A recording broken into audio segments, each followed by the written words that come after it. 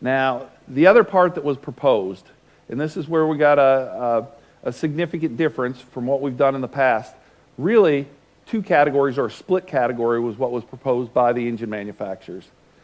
One category, which I'll refer to as PC-11A here, was viscosity grades that are similar to what we have today.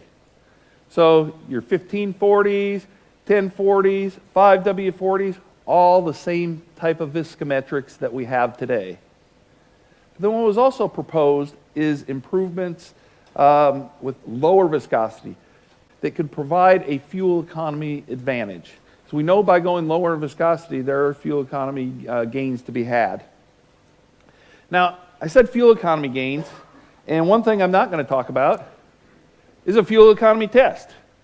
We did not put a fuel economy test in this category. The reason being is we know that if we go lower in viscosities, particular high temperature, high shear viscosity, that we're going to get improvements in fuel economy. So we said no need to put a fuel economy test in. But one of the main things that the engine manufacturers were adamant about is they want this lower viscosity for improvements in fuel economy, but there can be no compromise in durability. Customers are used to getting, 1 million miles plus out of their engines. And that's not going to change. No customer is going to give up that kind of durability just to get some extra fuel economy. So we were given a pretty big challenge out there, but we had a lot of good people working on it. So let me kind of summarize a little bit of this here. Is CJ4 oils are going to be replaced by CK4 oils in the marketplace. The viscometrics and stuff will remain the same. They will be fully backwards compatible, meaning that if you're using a 1540 CJ4 today, you can use a 1540 CK4. Our customers should have no issues with changing from a CJ4 to a CK4.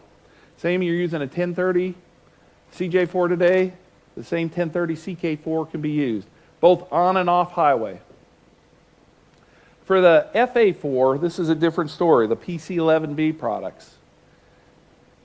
Those oils will provide a fuel economy benefit over what we have right now for CJ4, but they are not going to be necessarily recommended in 2017 by every engine manufacturer, and they are not going to be necessarily backwards compatible in every single engine from the very beginning. So this, you can already see this is building into a challenge here, isn't it?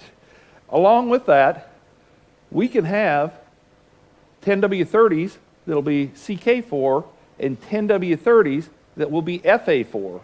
So this is where we need everybody's help in communicating this to the industry, because customers have really identified often with our product recommendations by saying, I need, Shell Rotella 15W40 or Shell Rotella 10W30.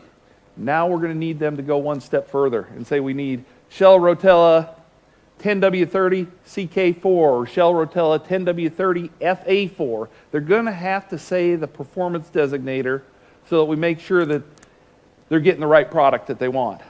So it's going to be a big change. There's going to be a big education process that needs to take place to make sure that happens.